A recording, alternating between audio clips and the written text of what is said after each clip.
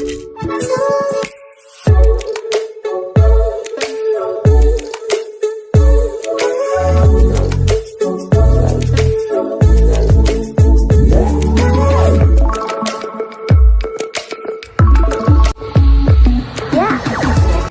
समस्त को आम चैनल के न्यूज रेडियो स्वागत तेज रही है न्यूज अपडेट 2209 जहाँ आप पाइपे चैनल माध्यम बहुत सारा एजुकेशनल इनफर्मेशन अच्छी निश्चित आप सेयार कर जाऊँ सरकार गोटे माने एते माने भूल निष्पत्ति एवं कौन पे निष्पत्ति नियंती पूर्व सरकार भी सेया करुले ये सरकार भी सेया करुचंती अवसर प्राप्त मानू एते अनुकंपा एते आपणकर नियुक्ति देवार गोटे जिज्ञासा कौन पे सरकार हित रोचे जो कि युववर्ग मैंने बेकार बुलूँ तो आपड़ देखिए गत किसी दिन तक सरकार कही आज विज्ञप्ति प्रकाश पाईगला 800 एसआई एएसआई आपणकर इन्स्पेक्टर अवसर प्राप्त जो मैंने अच्छा से आपणकर 800 स्पेशल पुलिस ऑफिसर निमंते चुक्तिभित्तिक पदवी पूरण निमंते फॉर्म दरखास्त आह्वान करा दरखास्त गुड़िक पुलिस आयुक्त आईजी डीजी कार्यालय रे तारीख 30/3/2026 अपराह्न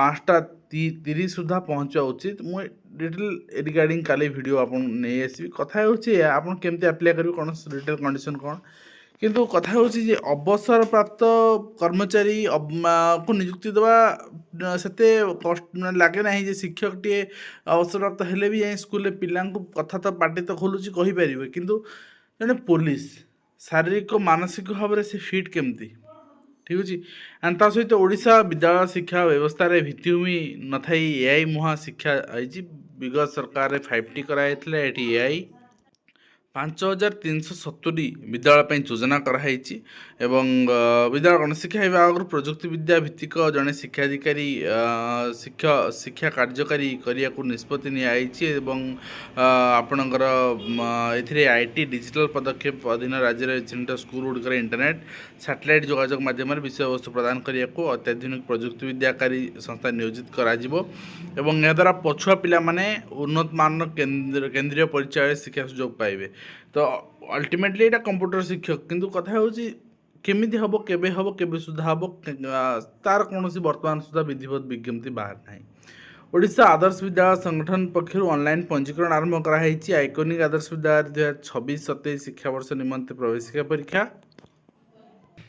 ऑनलाइन पंजीकरण आरंभ हो 1-3-26 रु ऑनलाइन पंजीकरण शेष हो 10-3-26 एंड पंजीकरण बीएससी odsc.in विजिट करेंगे अदरवाइज oev.edu.in विजिट करेंगे सीबीएसई पाठ्यक्रम आपणकर छात्रछात्री मानी कौन रहा सीबीएसई पाठ्यक्रम स्मार्ट श्रेणीगृह विज्ञानगार पाठ्यागार 50% लेडीज मानी सीट रिजर्व अच्छी आ बाकी आपण प्रशिक्षित अभिज्ञ शिक्षक शिक्षयित्री रही विद्यालय विभिन्न प्रतियोगिता निमंते विशेष सुविधा सुजोग रही निश्चित भाव में आप oev.edu.in विजिट करेंगे नेक्स्ट रही आपणकर बरगढ़ रे मैट्रिक परीक्षा विभ्राट तो हाथ लेखा प्रश्नपत्र मोबाइल रे घूरी बुलला ओएमआर उत्तर खाता मध्य भाइराल सूचना नथिया कहले संबलपुर बोर्ड कर्तृपक्ष सब सेमती कहीकि खसी जाती स्पेशल ओटेट धरा पड़ी गले कि सब सेमती कहीकि खसी जाती आईटा ही ट्रेंड बीएससी रे वर्तमान डायरेक्ट आपणकर आंसर भाइराल हो नहीं हाथ लेखा भाइराल हो स्पेशल ओटेट रे भी सामान जिनस होता एवं बाहर आसवर प्रश्नपत्र लीक होता चर्चा जोर धरती 9:24 परीक्षा केन्द्र भितर को बाहर को आसी प्रश्नपत्र लीक नहीं चर्चा जोर धरती हेले पद्मपुर लीक हो बाहर आसी अस्पष्ट उत्तर पठाई व्यक्ति व्हाट्सएप मेसेज तदंत सापेक्ष रही मेसेज तथ्य अनुसार फरवर्ड मेनी टाइम्स उल्लेख थी विभिन्न व्यक्ति पाखु पठाई जमापड़ी पुणी प्रति व्हाट्सएप मेसेज तले 27 फरवरी फोटो पठाई समय 8:32 8:34 9:24 उल्लेख हो अर्थात पिला आसवार बहुत समय पूर्व ए मेसेज अपलोड हो तेणु ये जिनस तदंत हवा दरकार जहाँफल कौन हो जो पिला माने मन लगे पाठ पढ़ी से 80% 50% 100% रखुला बेले जो मैंने ये पंथा आपणाऊँ से 84% 95% 96% रखुच्च यहाँ गोटे कम्प्लीट इनजस्टिस पिला भविष्य खेलुची बीओ एवं 6 दिन धरी पाठपढ़ा बंद ଆପଣ ଦେଖୁଛନ୍ତି ମାହାଙ୍ଗା ଅଞ୍ଚଳରେ ଚିତ୍ର ପ୍ରଧାନ ଶିକ୍ଷକ ନିଲମ୍ବନ ଘଟଣାରେ ଏହି ଚିତ୍ର ଦେଖିବାକୁ ମିଳିଛି ଏବଂ ତା ସହିତ ଆପଣଙ୍କର କାଲିଭାନା ପ୍ରାଥମିକ ବିଦ୍ୟାଳୟରେ ଶିକ୍ଷକଙ୍କ ଉନ୍ମୁକ୍ତ କାଣ୍ଡ, ଶ୍ରେଣୀରେ ମଦ୍ୟପାନ, ପିଲାଙ୍କୁ ମାଡ଼ ଏବଂ ବିନା ଅନୁମତିରେ ଅଧାରୁ ସ୍କୁଲ ଛୁଟି କରି ଶିକ୍ଷକ ଫେରାର। ସ୍କୁଲ ତାଲା ପକାଇ 2 ଦିନ ଧରି ଗ୍ରାମବାସୀ ପ୍ରତିବାଦ କରିଛନ୍ତି। ତଦନ୍ତ ପରେ ଶିକ୍ଷକ ନିଲମ୍ବିତ କରିଛନ୍ତି ବ୍ଲକ ଶିକ୍ଷାଧିକାରୀ ବଲାଙ୍ଗୀର ଅଞ୍ଚଳରେ। ତ ଏଇ ଜିନିଷ ମାନେ ଯେଉଁଗୁଡ଼ା ଆସୁଛି ସାମ୍ନାକୁ ନାହିଁ, ମାନେ ନିଲମ୍ବନ ନାହିଁ, ମାନେ termination, complete termination from service. ଠିକ୍ ଅଛି। ତ ଏମାନେ ଶିକ୍ଷକ କ'ଣ ହେବେ? ପିଲାଙ୍କୁ କ'ଣ ପାଠ ପଢ଼ାଇବେ? ଏବଂ NCERT ପୁସ୍ତକ ବିବାଦରେ ଅଧିକାରୀଙ୍କ ସ୍ପଷ୍ଟୀକରଣ, ଆଇନ ବିଶେଷଜ୍ଞଙ୍କ ଦ୍ୱାରା ଯାଞ୍ଚ ବାଧ୍ୟତାମୂଳକ ନୁହେଁ। ଆମର ଯେଉଁ ପ୍ୟାନେଲ୍ ଥିଲା ସେଥିରେ ଓକିଲ ଥିଲେ, ଅନ୍ୟାନ୍ୟ ବିଶେଷଜ୍ଞ ଥିଲେ, କିନ୍ତୁ ସେମିତି କିଛି ପ୍ରୋଭିଜନ୍ ହିଁ ନାହିଁ ଆଇନ ବିଶେଷଜ୍ଞ ଦ୍ୱାରା ଏଇଟା ଭେରିଫାଏ କରିବା, ଯେଉଁଥିପାଇଁ କି ଆମେ ଛାପିଥିଲୁ। ଏବଂ କଥା ହେଉଛି ଏଥିରେ ଉଲ୍ଲେଖ କରାଯାଇଥିଲା ବିଚାର ବିଭାଗର ଚ୍ୟାଲେଞ୍ଜ ଭାବରେ ଦୁର୍ନୀତି, ମାମଲାର ବ୍ୟାକ୍ଲଗ୍, କେତେ ସାରା ମାମଲା ପେଣ୍ଡିଂ ପଡ଼ୁଛି, ସମାଧାନ ହୋଇପାରୁନି, ଲୋକମାନେ ହଇରାଣ ହେଉଛନ୍ତି, ବିଚାରପତିଙ୍କ ଅଭାବ, ଯେତିକି ରହିବା କଥା ସେତିକି ବିଚାରପତି ନାହାନ୍ତି, ଏସବୁ ଉଲ୍ଲେଖ କରାଯାଇଥିଲା। ତ ଏଇଟାକୁ ସୁପ୍ରିମକୋର୍ଟ ନେଗେଟିଭଲି ନେଲେ ଆମେ କହିପାରିବାନି, ମାନ୍ୟବର ସୁପ୍ରିମକୋର୍ଟ କେମିତି ବିଚାର କରିଛନ୍ତି, ତାଙ୍କର ଭିୟୁ ଅଲଗା। ବଟ୍ ଏଇସବୁ ଜାଣିବାର କ'ଣ ସାଧାରଣ ଲୋକଙ୍କ ଅଧିକାର ନାହିଁ? ଜଣେ ଶିକ୍ଷାର୍ଥୀର ଅଧିକାର ନାହିଁ? ଯଦି ମିଛ ଲେଖା ହେଇଥାନ୍ତା, ଭୁଲ ତଥ୍ୟ ଲେଖା ହେଇଥାନ୍ତା, ହୁଏତ ଭୁଲ ହେଇଥାଇପାରେ, ବଟ୍ ଏଇଟା ମୋର ବ୍ୟକ୍ତିଗତ ମତ। ଏବଂ ବିଦ୍ୟାଳୟରେ ନାହିଁ ଭିତ୍ତିଭୂମି, ଏଆଇରେ କୋଟି କୋଟି ଟଙ୍କା ବରାଦକୁ ବିରୋଧ। ତ ଦେଖନ୍ତୁ, ଭିତ୍ତିଭୂମି ସୁଧାରିବାକୁ ପଡ଼ିବ। ଭିତ୍ତିଭୂମି ସୁଧାରିକି ଏଆଇ ବ୍ୟବସ୍ଥା କରିବ। ଏଆଇ ଖରାପ ବ୍ୟବସ୍ଥା ନାହିଁ, 5T ବି ଖରାପ ବ୍ୟବସ୍ଥା ନଥିଲା, କିନ୍ତୁ ଭିତ୍ତିଭୂମି ସୁଧାରିବା ଏବଂ ଯାହା ବ୍ୟବହାର କରାହେଉ ସେ ପଇସା ଉଚିତ ଭାବରେ ଖର୍ଚ୍ଚ କରିବା, ନହେଲେ ଆର କିଛି ଭ୍ୟାଲ୍ୟୁ ନାହିଁ। ଠିକ୍ ଅଛି। ଆପଣଙ୍କର ଭର୍ଚୁଆଲ୍ ଶ୍ରେଣୀ କୋଟି କୋଟି ଟଙ୍କା ଖର୍ଚ୍ଚ କରିବା ପାଇଁ ସରକାରୀ ସ୍ତରରେ ପ୍ରଚେଷ୍ଟା ଆରମ୍ଭ ହୋଇଛି। ଟେଣ୍ଡର ପ୍ରକ୍ରିୟା ସମ୍ପୂର୍ଣ୍ଣ ହୋଇନଥିଲା ବେଳେ ବିଭିନ୍ନ ସ୍ତରରେ ଏହାକୁ ବିରୋଧ ହେଲାଣି। ଅଧିକାଂଶ ଗୃହରେ ଶ୍ରେଣୀ ବିଦ୍ୟାଳୟରେ ପାଚେରୀ, ଶ୍ରେଣୀକୁ ନଥିଲା ପ୍ରକଳ୍ପ କେମିତି ଚାଲିବ? ତ ବହୁ ନିବେଦନ ଆପଣଙ୍କର ପ୍ରଧାନମନ୍ତ୍ରୀଙ୍କ କାର୍ଯ୍ୟାଳୟରେ ବହୁ ନିବେଦନ ହୋଇଛି ଜଣାପଡ଼ିଛି, ରାଜ୍ୟପାଳଙ୍କ କାର୍ଯ୍ୟାଳୟରେ, ପ୍ରଧାନମନ୍ତ୍ରୀଙ୍କ କାର୍ଯ୍ୟାଳୟରେ। ବର୍ତ୍ତମାନ ଆପଣଙ୍କର 5T କେତୋଟି ହାତ ଗଣିତ ଉଚ୍ଚ ବିଦ୍ୟାଳୟରେ ପାଠାଗାର, ଗବେଷଣାଗାର, ସ୍ମାର୍ଟ କ୍ଲାସରୁମ୍ ଅତ୍ୟାଧୁନିକ ବ୍ୟବସ୍ଥା ହୋଇଥିଲେ ମଧ୍ୟ ତାହା ବ୍ୟବହାର ଯୋଗ୍ୟ ହୋଇପାରୁନି। ତ ଏଥିପାଇଁ 5370 ବିଦ୍ୟାଳୟରେ ଏହି ବ୍ୟବସ୍ଥା ଲାଗୁ କରିବା ପାଇଁ ସରକାର ଯୋଜନା କରିଛନ୍ତି ଏବଂ ଓକାକ୍ ମାଧ୍ୟମରେ ଟେଣ୍ଡର ଆହ୍ୱାନ କରିଛନ୍ତି। ଏଥିରେ ପ୍ରକଳ୍ପ ଅଧୀନରେ 4ଟି ମୁଖ୍ୟ ଷ୍ଟୁଡ଼ିଓ, 8ଟି ଜୋନାଲ ସ୍ତରୀୟ ଷ୍ଟୁଡ଼ିଓ ବ୍ୟବସ୍ଥା ହେବାର ପରିକଳ୍ପନା ହୋଇଛି।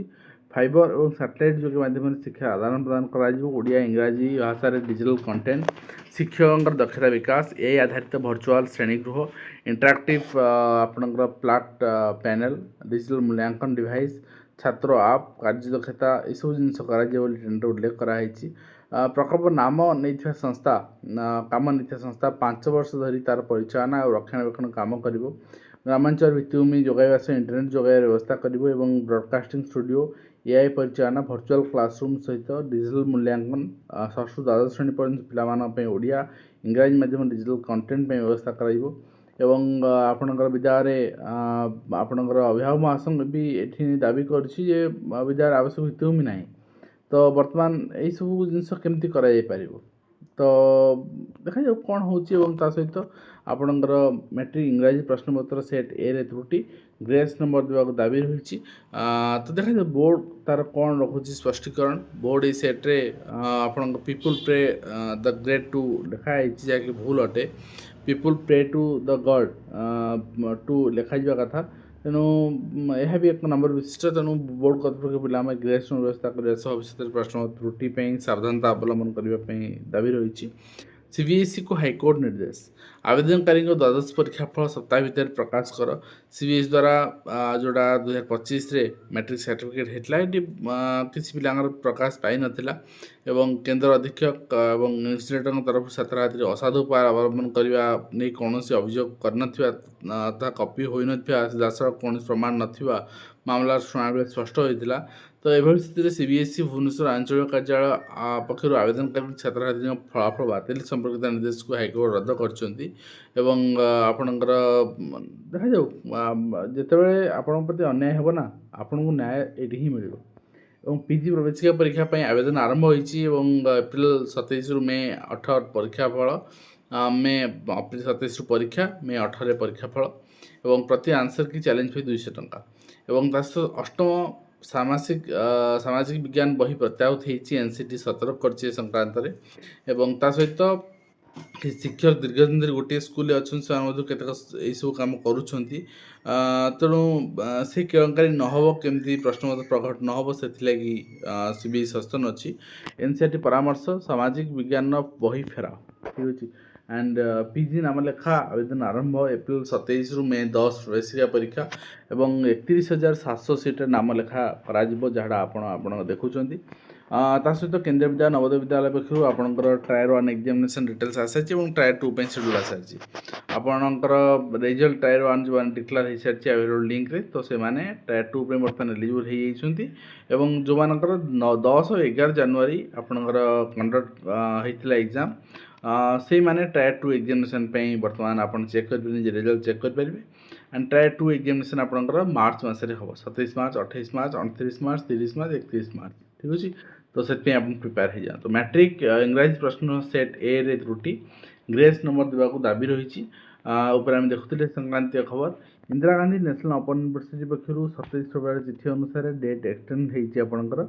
extension last date of filling online application form for entrance test B.Ed BSc nursing ଆପଣ ଯଦି ଆପ୍ଲାଏ କରୁଛନ୍ତି ତାହେଲେ ଆପଣ ଡେଟ୍ ଏକ୍ସଟେନସନ୍ ହେଇଛି ଏବଂ 29/3/2026 ସୁଦ୍ଧା ଯେଉଁଟାକି 29/3/2026 ଆପଣଙ୍କ ଯେଉଁ ଏକ୍ଜାମ୍ ଅଛି ସେଥିଲାଗି ଡେଟ୍ ଏକ୍ସଟେଣ୍ଡ ହେଇଛି।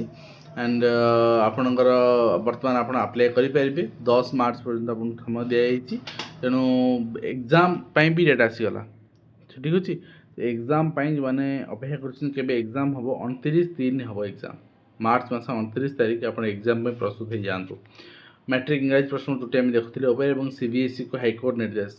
ଆବେଦନକାରୀଙ୍କ ଦ୍ୱାଦଶ ପରୀକ୍ଷାଫଳ 27 ପ୍ରକାଶ କରିବା ପାଇଁ ଦେଖୁଥିଲେ ଆମେ ଏବଂ 22 ବର୍ଷ ପରେ ବହିଷ୍କୃତ ସିପାହୀଙ୍କୁ ନ୍ୟାୟ, ପେନ୍ସନ୍ ସହ ଅବସରକାଳୀନ ସୁବିଧା ପ୍ରଦାନ ପାଇଁ ହାଇକୋର୍ଟ ନିର୍ଦ୍ଦେଶ ଦେଇଛନ୍ତି। ଏବଂ ତା ସହିତ 2ରେ ବନ୍ଦ ରହିବ ମୁଖ୍ୟମନ୍ତ୍ରୀଙ୍କର ଜନ ଅଭିଯୋଗ ଶୁଣାଣି।